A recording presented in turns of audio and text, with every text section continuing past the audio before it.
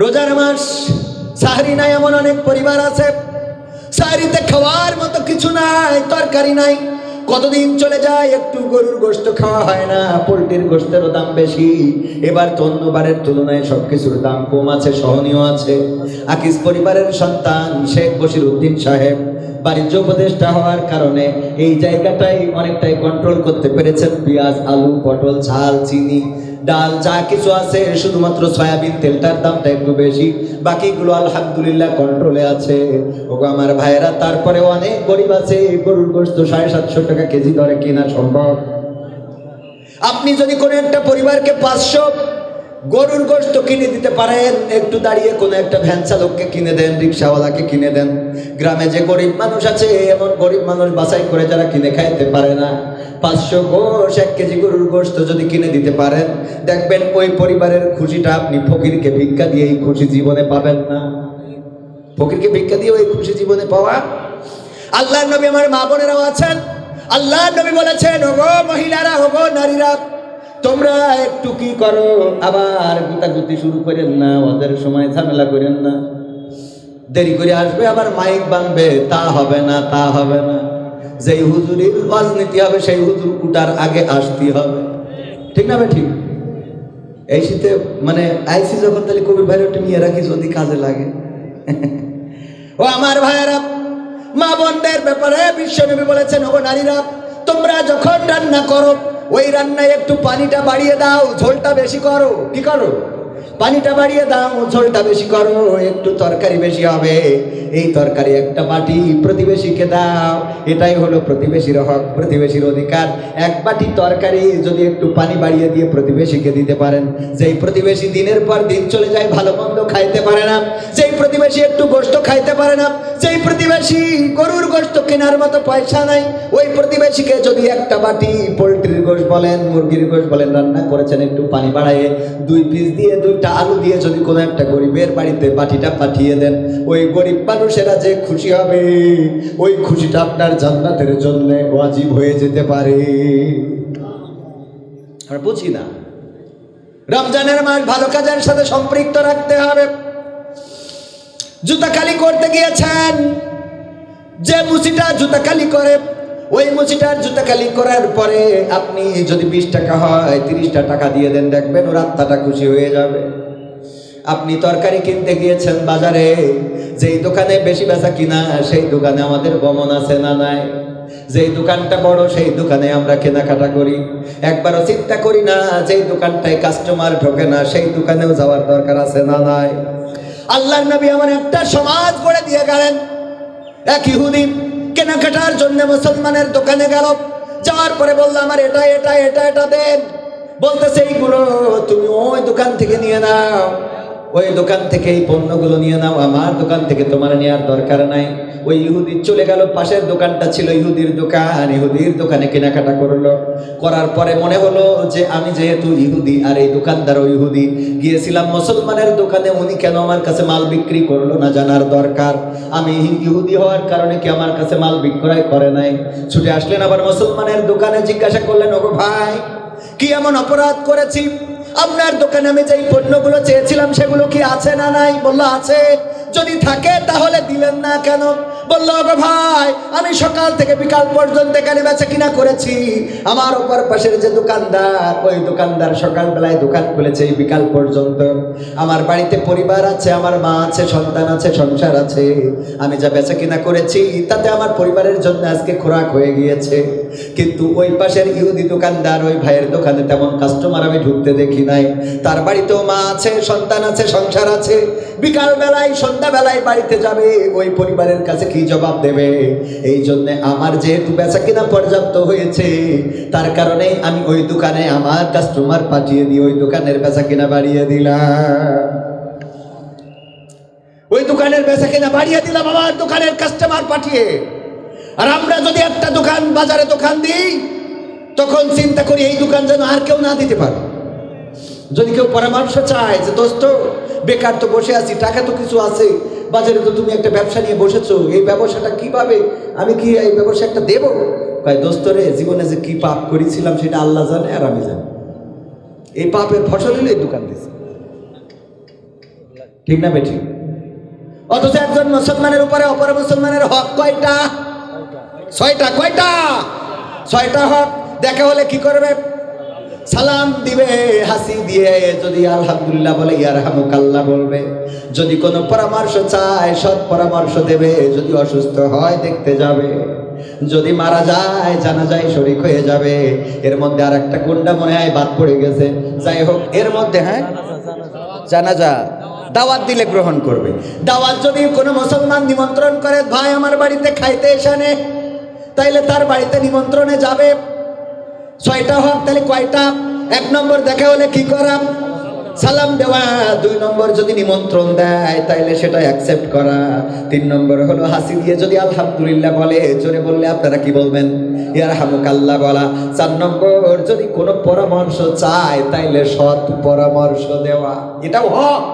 এরকম না যে আপনি তারে বুঝাই দিলেন, পরে বাড়ি যেয়ে বললেন যে আমার ওই দোস্ত না এই দোকান দিতে চাইলো, এমন কথা বলে দিছি ও জীবনে অন্তত তার এই দোকান দেবে।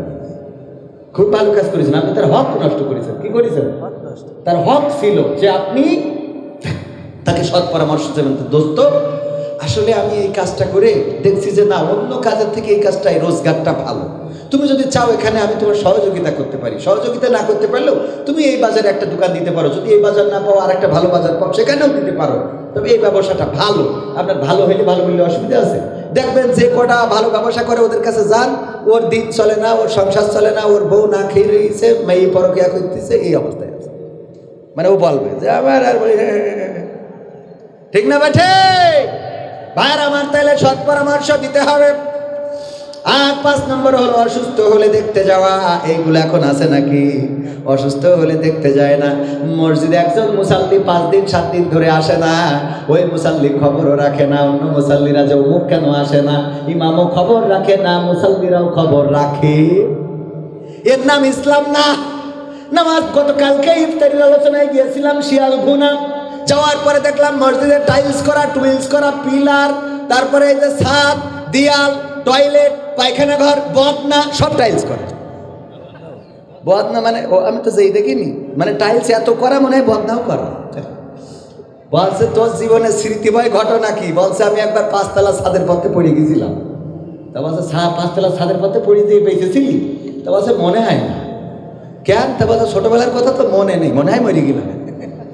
ছোটবেলার কথা তো তাই মনে নেই, মনে হয় মরে গেছিলাম। 5 তলা ছাদের পথে পড়েছি।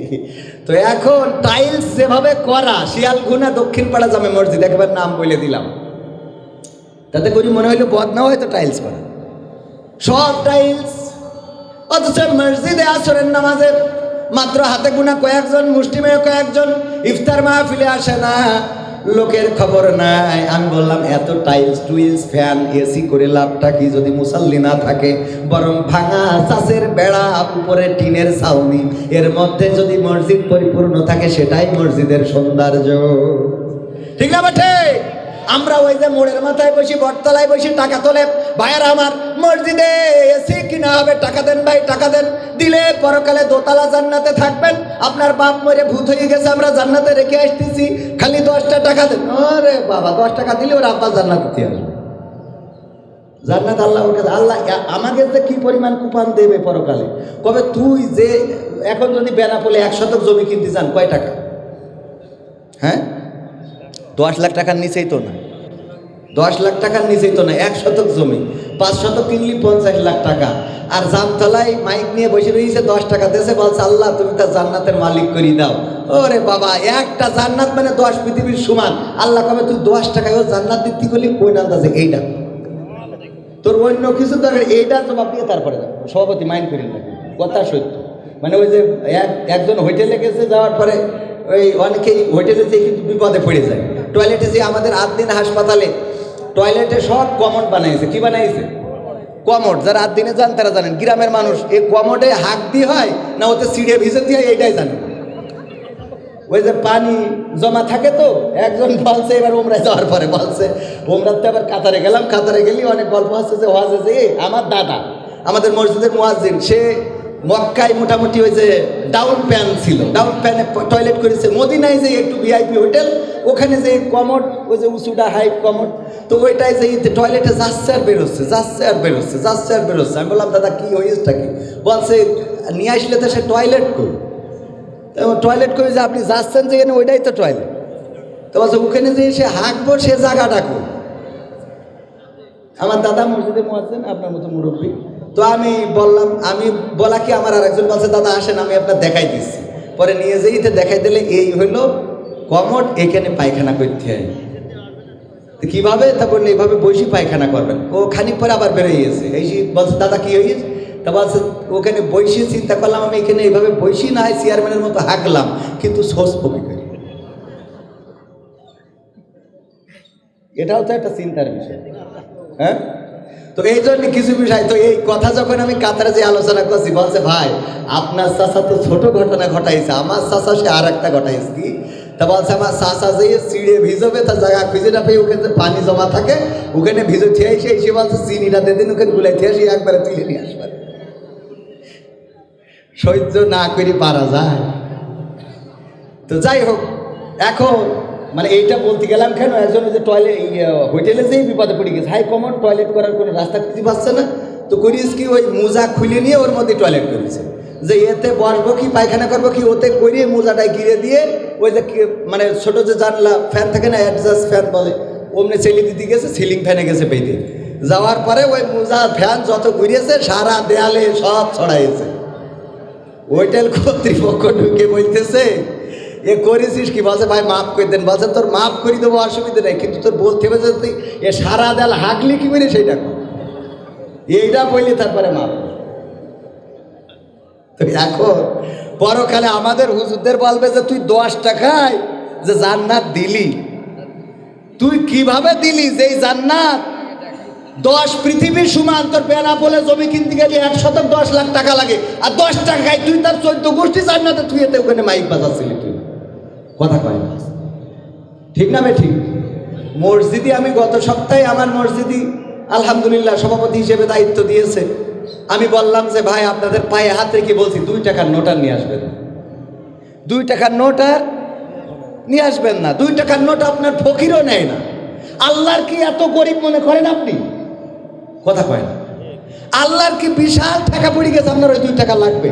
আমি বলছি যে এই মাহফিল মসজিদের সভাপতি, আমি যেই জায়গায় থেকে যাবো ওই জায়গায় আমি আছি, তাও 2 টাকার নোট মসজিদে চলবে না।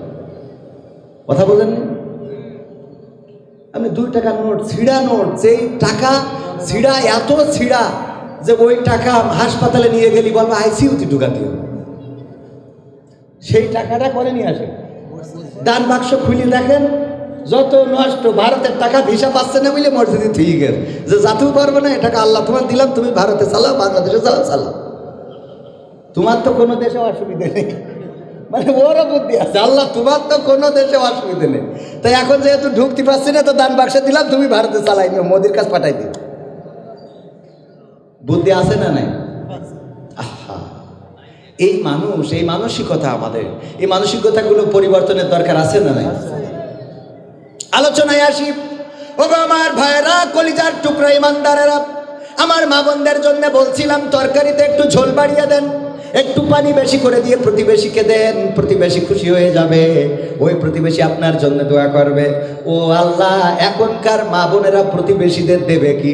প্রতিবেশীদের যদি হয় তাহলে স্বামী কয় তুমি বিদেশ যেতে পারো না, তুমি তোমার বিদেশ যাওয়ার খবর নেই, তুমি যদি বিদেশ না যাও তা আমি বলে দিলাম আমি 1 মাসের মধ্যে বাপের বাড়ি চলে যাব। ও এখন মার সাথে আল্লাহ বিয়ে দিয়ে ওর বউ টাকা তুলে বেড়া বলে মার্কেট করে নিয়ে আসে, ঠিক না? ঠিক। স্বামী জোর করি ও যাবে না মোটে, ও বউ থুই থাকতে পারে না, সেই বউর জোর করে পাঠাই দেয়, দিয়ে এইবার স্বামী যেই টাকা পাঠায় ও যেই বেনা বলতে বাজার করি নিয়ে আবার এই নামল ভাইয়ের সাথে, কথার কথা না, ভাইয়ের সাথে না, এই আর কি, আছে না নাই? কথা কয় না, সত্য না মিথ্যা? অধিকাংশ পরিবার, প্রবাসে থাকা অধিকাংশ পরিবারে পরকীয়া, হাতে অ্যান্ড্রয়েড ফোন, স্বামী পাঠাই দিয়েছে দামি ফোন, ওই দামি ফোনে স্বামীর সাথে কথা বলতে মজা লাগে না। হ্যালো কবির বিন সামাদ ভাই, হ্যাঁ আপনার সাথে আমার একটু কথা ছিল। কি কথা ভাবি? বলছি কি একটা ফতোয়া জানতে চেয়েছিলাম। হ্যাঁ রে ফতোয়া, শয়তান থাকে তোর। এত ফতোয়া জানি লাভ কি? নামাজ পড়বি, রোজা করবি, রান্না করবি, স্বামী খাওয়াবি, সকালে ব্যাস হয়ে গেল। এত ফতোয়া তোর দরকার নেই। কথা কয় না, আছে না নাই? আছে মানে আমি কি মিছে কথা বলছি? আমার কাছে ফোন দেয় না তাই মনে করছে? বুঝছে আমার স্বামী মরি আমার মরি গেছে, আমি কী করবো? আমার বিয়ে করা হয়ে গেছে, দুটো বাচ্চা হয়ে গেছে। বলছে না হুজুর ওর জন্য ফোন দিইনি, আমি একটা কারণে ফোন দিয়েছি। কি? তা আমার স্বামী বেঁচে থাকতে আমি প্রায়ই বলতাম তোমার মরণ করে না কেন আল্লাহ? মরো না কেন? এত লোকের কাছে আজরাইল আসে, তোমার কাছে আসে না কেন? উত্তর এই বাড়ি এই জন্যই। তো এই স্বামী আমার কয়দিন আগে মারা গেছে। এখন আমি একেবারে সত্য বলছি, এই ওয়াজ অবশ্যই সে মহিলা শোনে। বলতেছে আমি দুশ্চিন্তায় আছি, আমি কষ্ট পাচ্ছি এই জন্যে যে আমি আমার স্বামীকে বলতাম যে মরো না কেন আল্লাহ তোমার মরণ, কারণ সে ছিল অসুস্থ। এই জন্য আমি প্রায় বিরক্ত হয়ে যেতাম। আমি বলতাম মারা যাও না কেন, মরো না কেন, তুমি তোমারে আল্লাহ নেয় না কেন, তোমারে আল্লাহ উঠাই নেয় না কেন, তোমারে নিক না হয় আমারে নিক, যারে হয় আল্লাহ একজনটা নিয়ে নিক। তো আল্লাহ তারে তুলে নিয়েছে। এখন আমার মনে হয় কি আমার দোয়ার কারণেই কি মারা গেল, নাকি তার হায়াত শেষ হয়েছে তাই মারা গেল? আমি কি এটা বলার মতো এখনো সেই এলেম আমার আছে? এ তো আমার বলা মানে আমার অবস্থা হইলো ওই যে চাষের বেড়া খুঁজিয়ে দৌড় দিতে হবে যে কোন দিকে বের হবে। ঠিক না বেঠিক? আমি বললাম আমার বোন, আপনার স্বামীকে আপনি অভিশাপ দিতেন, মারা যায় না কেন, মরে না কেন, আল্লাহ তুলে নেয় না কেন, আজরাইলকে পাঠায় না কেন? এটা বলার কারণে মারা গেল নাকি তার হায়াত ফুরিয়ে গেল এই কারণে মারা গেল, এইটা আমি বলতে পারবো না। কিন্তু আমি এতটুকু বলতে পারি, বিশ্বনবী বলেছেন নারীরা অধিকাংশ জাহান্নামী। আর জাহান্নামে যাওয়ার বড় কারণ কয়টা? দুইটা। কয়টা? দুইটা। এক নম্বর কারণ হলো নারীরা তাদের স্বামীদের নাশুকুরি করে, স্বামীদের প্রতি কৃতজ্ঞতা পোষণ করে না। আর দুই নম্বর কারণ হলো তারা বেশি বেশি কি করে? অভিশাপ দেয়। কি সাপ? জাত সাপ না, ধোড়া সাপ না, কালাস সাপ না, গোখরা সাপ না, তারা বেশি বেশি অভিশাপ দেয়। কি সাপ? কি সাপ? অভিশাপ দেয়। এই অভিশাপ দেওয়ার কারণে অধিকাংশ নারীরা জাহান্নামী। ওগো আমার বোন, আপনি আপনার স্বামীকে যে অভিশাপ দিয়েছেন, এই অভিশাপের কারণে আপনার স্বামী মারা গেল নাকি হায়াত শেষ হয়ে গেল এটা বলতে পারবো না, কিন্তু এটা বলতে পারি বিশ্বনবী জাহান্নামে যাওয়ার যে কারণ বর্ণনা করেছেন সেই কারণের মধ্যে আপনিও পড়ে গিয়েছেন। আপনিও কি পড়ে গিয়েছেন? আমার মা বোনেরা, স্বামীদের সাথে এমন আচরণ করা যাবে? আল্লাহর নবীর স্ত্রীরা কেমন আচরণ করতেন? আম্মা আয়েশা রাদিয়াল্লাহু তাআলা আনহা বিশ্ব নবীকে গোসল করাচ্ছেন, পানি ঢেলেছেন মাথার উপরে, পানি গড়িয়ে যায়, ওই পানির মধ্যে রক্তের মতো কি যেন বিশ্ব নবী দেখলেন। বললেন ও আয়েশা, পানির মধ্যে রক্তের মতো কি যেন দেখা যায়, পানিতে যেন রক্ত ভেসে যাচ্ছে দেখছি।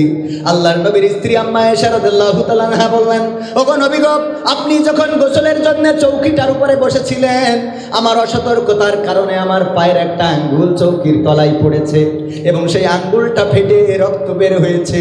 সেই রক্তটা ওই পানিতে গড়িয়ে গড়িয়ে যায়।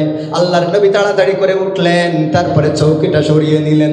আল্লাহর নবী চৌকিটা সরিয়ে নিয়ে আম্মা আয়েশা রাদিয়াল্লাহু তাআলা আনহার আঙুলটা, আনহার আঙুলটা ধরে বললেন, ওগো আয়েশা, তোমার এই আঙ্গুলটা ফেটে গেল, রক্ত ফিনকি দিয়ে বের হয়ে পানিতে ভেসে চলে গেল। একটা বারের জন্য তুমি উফ করলে না, আহ করলে না, একটা বারের জন্য তুমি আমারে উঠতেও বললে না, সরতেও বললে না। আল্লাহর নবীর স্ত্রী আয়েশা রাদিয়াল্লাহু তাআলা আনহা বললেন, ওগো নবী, এটা তো আমার একটা পায়ের আঙ্গুল মাত্র, যেটা চৌকির তলায় পড়েছে। যদি আয়েশার কলিজাটা চৌকির তলায় পড়ে যেত আর সেই কলিজা ফেটে যদি রক্ত ফিনকি দিয়ে বের হয়ে যেত, তাও আমি আয়েশা একটা বারের জন্য বলতাম না, বিশ্ব নবী ওঠেন, আপনার চৌকির তলায় আমার কলিজাটা পড়ে ফেটে গেছে। কেমন স্ত্রী হতে হবে, স্বামীর সাথে কেমন আচরণ করা লাগবে? আল্লাহ নবীর কন্যা বিশ্ব নবীর কাছে এসে বললেন, ওগো বিশ্ব নবী, আমার স্বামীকে খুঁজে পাচ্ছি না, আলীকে খুঁজে পাচ্ছি না, কোথায় যেন গিয়েছে, কোথাও পায় না। আল্লাহর নবী বললেন, কেন পাও না? কি এমন আচরণ করেছো তার সাথে? কোন কারণে বাড়ি ছেড়েছে? ফাতেমা রাদিয়াল্লাহু তাআলা আনহা বললেন, ওগো নবী, আজ 3 দিন ধরে বাড়িতে কোনো খাবার নাই। হাসান হুসাইন বারবার আমাকে বিরক্ত করে, মাগো খেতে দাও খেতে দাও। আমি বললাম, বারবার কেন আমাকে ডিস্টার্ব করো? তোমরা তোমাদের বাবাকে কি দেখতে পাও না? আজ 3 দিন হয়ে গেল, আলী কোনো জায়গায় কোনো কাজ খুঁজে পায় নাই, কোনো জায়গায় কোনো রুজি রুটির সন্ধান করতে পারে নাই, খালি হাতে বাড়িতে আসছিল। এমন সময় আমি এই বকুনিটা দিচ্ছিলাম হাসান হুসাইনকে। এই বকুনি শোনার কারণে আলী রাদিয়াল্লাহু তাআলা আনহু বাড়ি থেকে বের হয়ে গিয়েছে। ফাতেমা বললেন, এই কথাটা যখন বলছিলাম আলী তখন গেটে ছিল, আর গেট থেকে ভিতরে ঢোকে নাই, বরং পিছন দিকে চলে গিয়েছে। আমি হাসান হুসাইনের কাছে জিজ্ঞাসা করলাম কোন দিকে গিয়েছে। তাদের কাছ থেকে খোঁজ নিয়ে তারপরে আমি চারিদিকে খুঁজলাম, মসজিদে নববীর আশেপাশে খুঁজলাম, কোথাও আমি আপনার জামাতাকে খুঁজে পাই নাই। আল্লাহর নবী বললেন, ওগো ফাতেমা, তুমি আমার আলীকে কষ্ট দিয়ে ফেলেছো। 3 দিন ধরে সে পরিশ্রম করেছে, খুঁজেছে এই মদিনার অলিতে গলিতে, একটু কর্মের জন্য, একটু খাবারের জন্য ঘুরে বেরিয়েছে, হয়তো ব্যবস্থা করতে পারে নাই। সে বাড়িতে আসার পরে তুমি যখন বলেছো তোমাদের বাবাকে কি চোখে দেখো না, এটার কারণে আলী বাড়ি থেকে বের হয়ে গিয়েছে। ওগো ফাতেমা, আমি তোমাকে বলে দিই, আমার আলী যদি এই মুহূর্তে মারা যায়, এই মুহূর্তে যদি মালাকুল মাউত তাহলে আলীর জানটা কবজ করে নিয়ে যায়, আলীকে যদি কোনো বনের বাঘ খেয়ে ফেলে, সাপে যদি কামড় দেয়, আর আলী যদি পৃথিবী ছেড়ে চলে যায়, ওগো ফাতেমা, তুমি যদি ক্ষমা চেয়ে না নিতে পারো পরকালের ময়দানে, হাসরের ময়দানে, আমি নবী মুহাম্মদ, তুমি আমার কন্যা ফাতেমা এই পরিচয়টা দেব না। আমার কন্যা এই পরিচয়টা দেব না। আর আমার মা বোনেরা স্বামীদের সাথে কেমন আচরণ করেন সেটা আপনারা ভালো করে জানেন, আমিও জানি। আমারটা তো বলা যাবে না, কারণ ইউটিউবে যাচ্ছে, আমার আবার বাড়ি আবার ধরবে, এটা নিয়ে আবার কি টর্চারিং করবে। তো যে পর্যন্ত বলিস ওই পর্যন্ত থাক, আমারটা বলবো না। বুঝি তো কি করে না করে, কি অবস্থায় আছি নাই। ঈদের বাজার করা লাগবে, টাকা থাক না থাক, ঈদের বাজার করে দিই, সবার জন্য সব পোশাকের ব্যবস্থা করে দিই, তারপরেও মন ভরে না। 2টা 3টা করে 3 পিস শাড়ি, সায়া, ব্লাউজ সব বানানোর পরেও একটু হাতে কাটা হলে ভালো হইতো। মানে যাই দেন তৃপ্তি ভরবে না, এরকম আছে না নাই? যত যাই করেন তৃপ্তি ভরে, এমন আছে না নাই? তৃপ্তি ভরে না।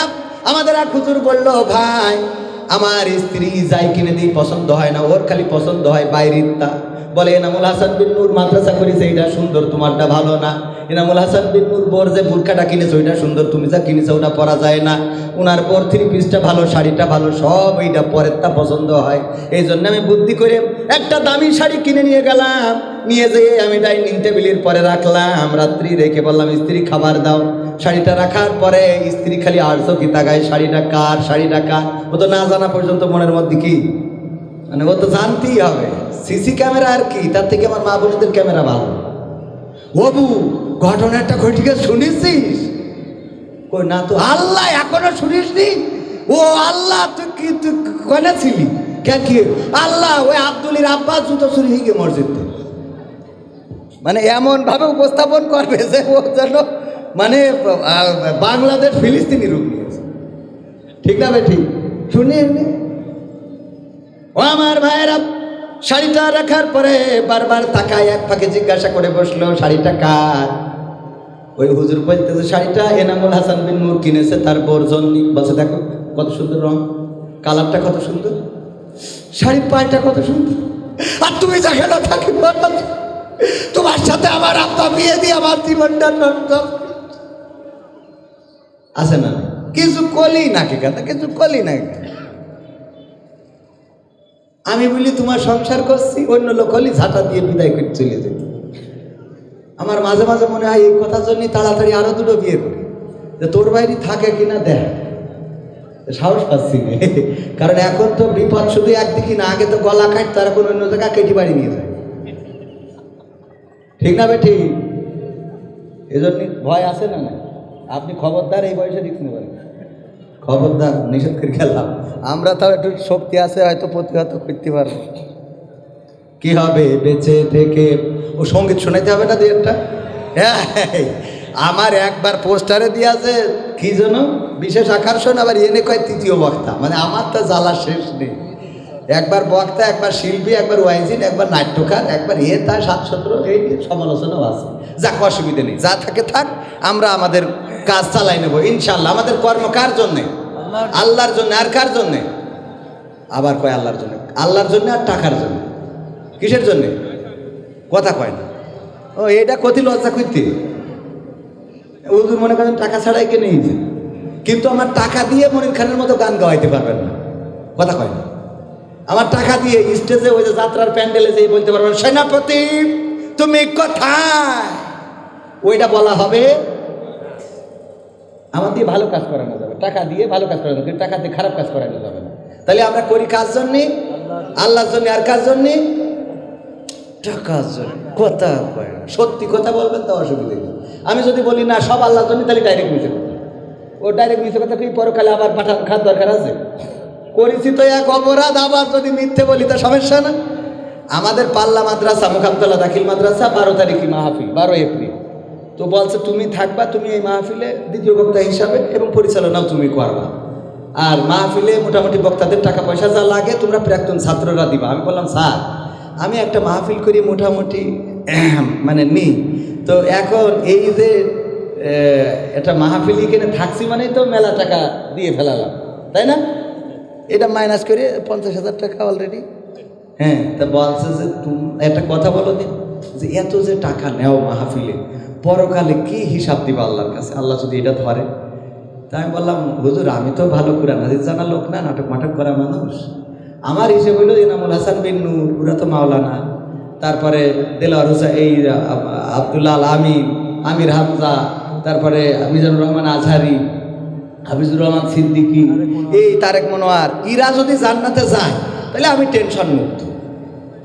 কিন্তু উগে যদি আল্লাহ ধরি ফেলে, তা আমি কোনো কথা ছাড়াই আগে যে জাহান্নামে বসে থাকা ছাড়া রাস্তা নেই, ঠিক কি না? ওদের যদি ধরে তা আমার আর কোনো রাস্তা আছে?